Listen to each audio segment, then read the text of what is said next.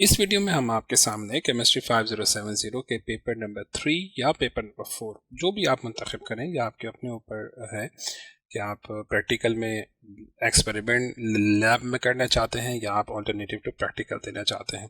लेकिन इस वीडियो में हम आपके सामने आज पेपर 3 या पेपर 4 जो भी आप अटेम्प्ट करें उसका सब्जेक्ट कंटेंट ओवरव्यू देंगे। ठीक है, तो इससे पहले तो मैं आपको बता चुका हूँ कि जो 12 जो चैप्टर्स थे वो पेपर 1 और पेपर 2 के लिए थे। ठीक है, और पेपर नंबर 3 जो होगा वो प्रैक्टिकल टेस्ट या ऑल्टरनेटिव टू प्रैक्टिकल होगा। ठीक है, सो ऑल्टरनेटिव टू प्रैक्टिकल में जो इसका एक एम क्या है, ठीक है, एक कि सबसे पहले तो ये बात देखें कि ये जो दोनों हैं यानी प्रैक्टिकल टेस्ट या ऑल्टरनेटिव टू प्रैक्टिकल यानी पेपर 2 पेपर 3 या पेपर 4 दोनों चीज़ें, पेपर 1 और पेपर 2 की तो बात हमने कर ली थी। ठीक है, उसका कोई ताल्लुक प्रैक्टिकल से नहीं है। पेपर 3 और पेपर 4 ये दोनों पेपर जो हैं यानी प्रैक्टिकल टेस्ट और ऑल्टरनेटिव टू प्रैक्टिकल, इनमें सेम एक्सपेरिमेंटल स्किल्स रिक्वायर्ड है। यानी आप ये ना सोचें कि आप प्रैक्टिकल टेस्ट अगर आपके नहीं दे रहे हैं और आप ऑल्टरनेटिव टू प्रैक्टिकल की तरफ जा रहे हैं तो उसमें आपकी एक्सपेरिमेंटल स्किल्स चेक नहीं की जाएंगी। जी नहीं, ऐसी कोई बात नहीं है। ऑल्टरनेटिव टू प्रैक्टिकल में आपकी सेम वही प्रैक्टिकल स्किल्स चेक की जाएंगी जो प्रैक्टिकल टेस्ट में की जाती हैं। ठीक है, लिहाजा आपने एक्सपेरिमेंटल कॉन्टेक्स्ट को अंडरस्टैंड करना बहुत ज़्यादा ज़रूरी है। ठीक है, और इसमें भी AO3 जो मैंने आपको बताया था, AO1 AO2 AO3 जो असेसमेंट ऑब्जेक्टिव है, इसमें AO3 को चेक किया जाएगा। ठीक है, तो ये बात आप मद्देनजर रखिएगा। अच्छा देखिए, जो प्रैक्टिकल केज का जो सिलेबस है ना उसको आपको ज़रा गौर से देखना होगा क्योंकि वो उन 12 चैप्टर से ज़रा मुश्किल है। ठीक है, तो आइए, मुश्किल है और ज़रा मुख्तलिफ भी है। ठीक है, तो देखें, सबसे पहले तो आपसे को ये इल्म होना चाहिए कि सिंपल क्वांटिटेटिव एक्सपेरिमेंट्स क्या होते हैं। ठीक है, और वॉल्यूम ऑफ गैस को या वॉल्यूम ऑफ सोल्यूशन को या लिक्विड्स को कैसे मेजर करते हैं, मैसेस को कैसे मेजर करते हैं, टेम्परेचर को कैसे मेजर करते हैं, टाइम को कैसे मेजर करते हैं, लेंथ को कैसे मेजर करते हैं। ठीक है, ये चीज़ें आपकी चेक होंगी। ठीक है, ये टोटल जो है आप यूँ समझ लें कि 1 2 3 4 5 टॉपिक्स हैं। ठीक है, तो ये 5 टॉपिक्स तो हैं, इसके अलावा भी और टॉपिक्स हैं। मिसाल के तौर पर रेट ऑफ रिएक्शन है, सॉल्ट प्रिपरेशन है, फिर सेपरेशन एंड प्यूरिफिकेशन टेक्निक्स में आपको फिल्ट्रेशन का इल्म होना चाहिए, क्रिस्टलाइजेशन का इल्म होना चाहिए, सिंपल डिस्टिलेशन का इल्म होना चाहिए, फ्रैक्शनल डिस्टिलेशन और क्रोमैटोग्राफी का इल्म होना चाहिए। अब जो पिछले 5 टॉपिक्स है उसमें अगर आप इन सबको शामिल करते हैं तो आपके पास टोटल आ गए अब 5 + 7 यानी 12 टॉपिक्स और अभी भी सिलेबस मौजूद है। अब इलेक्ट्रोलाइसिस है, आइडेंटिफिकेशन ऑफ मेटल आयंस हैं, नॉन मेटल आयंस हैं, गैसेस हैं, केमिकल टेस्ट फॉर वाटर है, टेस्ट ट्यूब रिएक्शंस हैं, dilute acids including ethanoic acid, test for oxidising and reducing agent है, हीटिंग और कूलिंग कर्व्स के बारे में क्वेश्चन आ सकता है, टाइट्रेशन के बारे में क्वेश्चन आ सकता है, सॉल्युबिलिटी के बारे में आ सकता है, मेल्टिंग एंड बॉइलिंग पॉइंट्स के बारे में क्वेश्चन आ सकता है, डिस्प्लेसमेंट रिएक्शन ऑफ मेटल्स और हेलोजेंस के बारे में जो है क्वेश्चन आ सकता है। किसी भी रिएक्शन के दौरान टेम्परेचर चेंज होता है, ठीक है, उससे क्या फ़र्क पड़ता है इसके बारे में क्वेश्चन आ सकता है। Conditions under which iron rust और अदर मेटल्स क्रोड, यानी लोहे और दूसरे जो मेटल्स हैं उनमें जंग किन कंडीशंस पर लगता है, मतलब एटमॉस्फेयर में है, वाटर एटमॉस्फेयर है, इमर्स्ड है, किस तरह से है वो देखेंगे।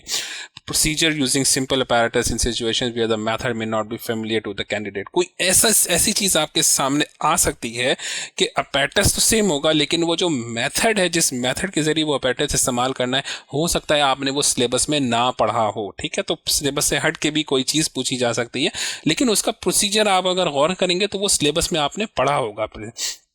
तो पिछले 12 टॉपिक्स में अगर आप इन टॉपिक्स को भी शामिल कर लें तो जनाब आला, ये आपके सामने इस वक्त टोटल 13 टॉपिक्स हैं, तो 13 और पिछले 12 ये होगा 25 टॉपिक और अभी भी सिलेबस है। तो अब मज़ीद चीज़ें जो पेपर 3 या पेपर 4 में आ सकती हैं वो आती हैं। Demonstrate knowledge of how to select and safely use techniques, patterns and materials including following a sequence of instructions where appropriate. आपको identify a patterns from diagrams और डिस्क्रिप्शन, कोई डायग्राम दी होगी, कोई तफसील होगी, उसमें से आपको पैटर्न्स आइडेंटिफाई करना पड़ सकता है। आपको अपैरेटस की लेबल डायग्राम जो है वो कंप्लीट करनी पड़ेंगी, यानी डायग्राम होगी उसको लेबल करना पड़ेगा या उसे कंप्लीट करना पड़ेगा या उसे ड्रॉ करना पड़ेगा। यूज और explain the use of common techniques apparatus and materials, यानी कोई भी मटेरियल है, कोई भी केमिकल है, कोई भी अपैरेटस है, उसको इस्तेमाल करने की कॉमन टेक्निक ये आपको मालूम होनी चाहिए।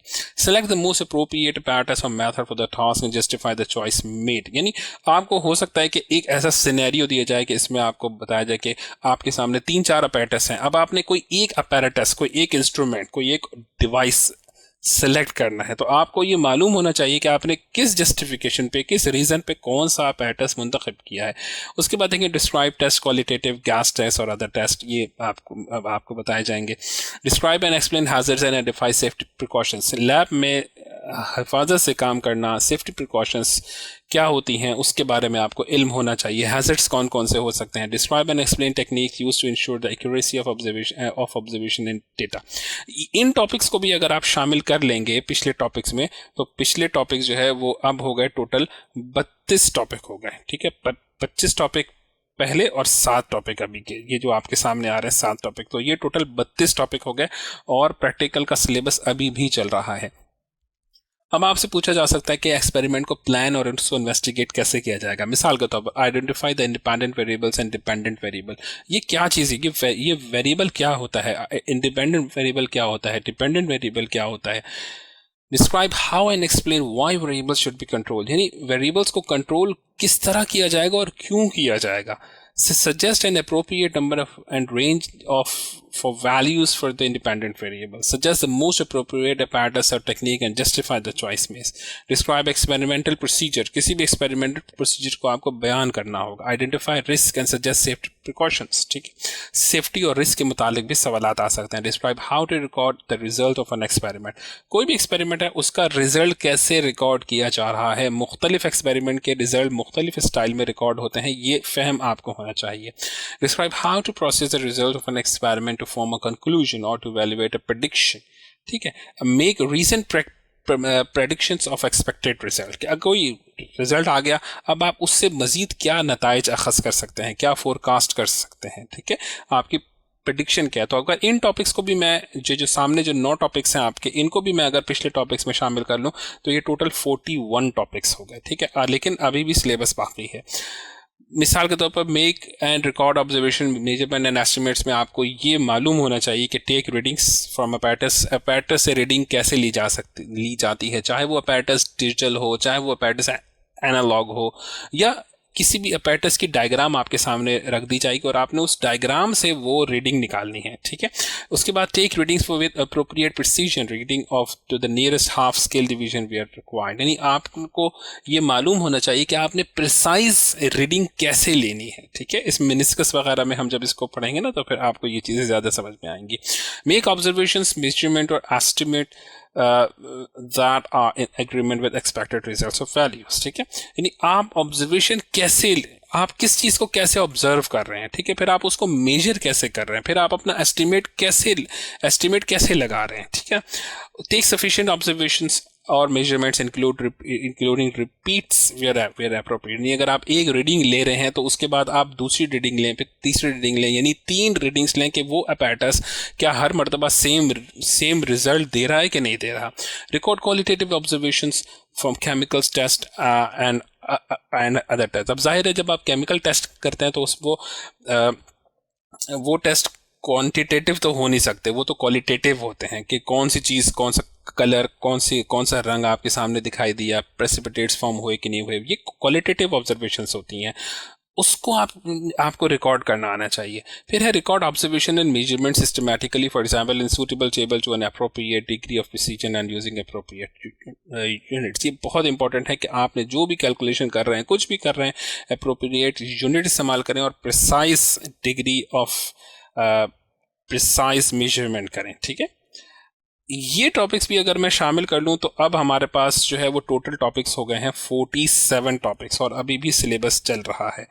उसके बाद आपसे पूछा जा सकता है कि आप interpret and evaluate experimental observations data, किस तरह आप एक्सपेरिमेंटल ऑब्जर्वेशन और डेटा को आप इंटरप्रेट करेंगे, किस तरह डेटा को प्रोसेस करेंगे, कि किस तरह आप ग्राफ प्लॉट करेंगे, उस ग्राफ को आप कैसे इंटरप्रेट करेंगे. ठीक है ना, और उसके बाद ग्राफिकल स्कीम्स को कैसे आगे बढ़ाएंगे, कंक्लूजन कैसे लेंगे, ठीक है ना, ऑब्जर्वेशन और डेटा की एक क्वालिटी होती है, उसको आप इवेल्युएट कैसे करेंगे, एनॉमलस रिजल्ट के ऊपर किस तरह आप काम करेंगे, ठीक है, और अगर कोई चीज़ एनॉमलस है तो आप उसके ऊपर अप्रोप्रिएट एक्शन कैसे लेंगे, ठीक है, evaluate methods and suggest possible improvement including evaluate experimental arrangements, methods and techniques including the control of variables. Control variables बहुत इंपॉर्टेंट है.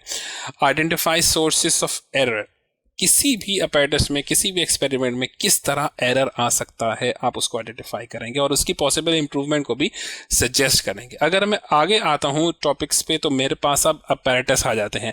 आपको इन अपैरेटस का इल्म होना चाहिए जो आपके पास मौजूद हैं, सामने आ रहे हैं. एल्यूमिनियम फॉइल क्या होती है, बैलेंसेस क्या होते हैं, बीकर्स क्या होते हैं, उसके बाद बॉइलिंग ट्यूब्स क्या होती हैं, मुख्तलिफ वॉल्यूम्स के बीकर्स होते हैं, ब्यूरेट क्या होती है, बर्नर बर्नर क्या है, कॉनिकल फ्लास्क क्या है, डिलीवरी ट्यूब क्या है, फनल क्या है, फिल्टर पेपर क्या है, फिल्टर फनल क्या है, फिल्म टेस्ट क्या चीज़ें होती हैं, वॉइड टेस्ट उसमें जो वाइड्स यूज़ होती हैं वो क्या है, ठीक है, मिसाल के तौर पर मैग्नीशियम स्ट्रिप है, ठीक है.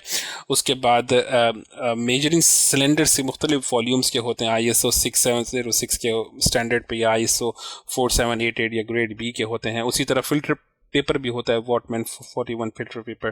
फिर आप ग्लास वेयर की लेबलिंग किस तरह करेंगे, ये सारी चीज़ें आपको मालूम होनी चाहिए, ये सारी चीज़ें असेस की जाएंगी. अगर इन टॉपिक्स को भी अगर मैं ऐड कर दूं तो अब मेरे पास टोटल 77 टॉपिक्स हो गए हैं जो आपके सिलेबस में शामिल है. कुछ हैज़र्ड कोड्स हैं वो आपको मालूम होना चाहिए. मिसाल के ऊपर C corrosive के लिए होता है, F फ्लैमेबल के लिए होता है, O ऑक्सीडाइजिंग के लिए होता है, वगैरह वगैरह. ये सारे हैज़र्ड कोड्स आपको मालूम होने चाहिए और इनका इस्तेमाल पता होना चाहिए, ठीक है. अगर मैं इनको भी एक टॉपिक, इस पूरे को अगर एक टॉपिक मैं तसव्वुर कर लूँ तो मेरे पास अब 72 टॉपिक्स हो गए हैं. और आगे जो है वो हम रीजन्स के ऊपर बात करेंगे. इन रीजन्स की प्रिपरेशन आपको नहीं आनी चाहिए, लेकिन कम से कम आप आइडेंटिफाई कर सकें कि अगर मिसाल के तौर पर 1.0 मोल पर क्यूबिक डेसीमीटर ऑफ हाइड्रोक्लोरिक्स आपके सामने मौजूद है, हाइड्रोक्लोरिक एसिड, तो ये कंसंट्रेटेड तो नहीं होगा, ये डाइल्यूट होगा, ठीक है. उसी तरह आपके पास अगर 0.5 मोल पर क्यूबिक डेसीमीटर H2SO4 है तो वो डाइल्यूट सल्फ्यूरिक एसिड होगा, ठीक है. तो आपको ये मालूम होना चाहिए कि किस कंसंट्रेशन पे कौन सा एसिड आपके पास होगा. लाइम वाटर क्या होता है, यानी सैचुरेटेड एक्वस कैल्शियम हाइड्रोक्साइड, ठीक है. ये सब चीज़ें आपको मालूम होनी चाहिए. तो अगर इनको भी अगर आप एज अ टॉपिक अगर आप कंसिडर कर लें तो आपके पास जो है वो अब 73 टॉपिक्स हो गए कि रीजेंट्स के नाम आपको मालूम होने चाहिए, ठीक है. अच्छा, उसके बाद कुछ एनाइंस के, कैटाइंस के, गैसेस के और फ्लेम टेस्ट हैं मेटल आयंस के लिए, ये भी आपके पास आपको इसका इल्म होना चाहिए. ये सब आपको पेपर 3 और पेपर 4 में ये आपका चेक किया जाएगा. तो ये अगर आप इनको 4 मुख्तलिफ टॉपिक समझें तो ये टोटल अब 77 टॉपिक्स हो गए हैं, ठीक है. तो अब हमारे पास 77 टॉपिक्स हो गए और अभी भी सिलेबस चल रहा है. अब आपको पीरियोडिक टेबल ऑफ एलिमेंट्स का इल्म होना चाहिए कि पीरियोडिक टेबल ऑफ एलिमेंट्स क्या है, इसको कैसे रीड करते हैं.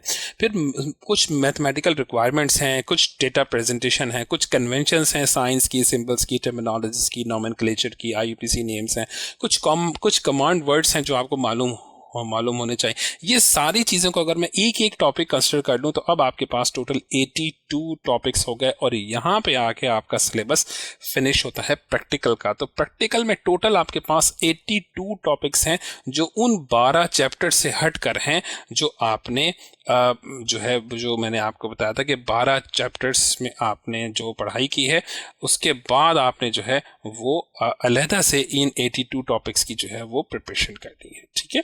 तो इसका मतलब ये हुआ कि नॉर्मली जो है वो एक स्टूडेंट को अपने फाइनल एग्जामिनेशन तक पहुंचने के लिए 1 साल 3 महीने की मुस्तकिल मेहनत दरकार होती है. तो ये था कंटेंट ओवरव्यू आपके पेपर 3 और पेपर 4 का.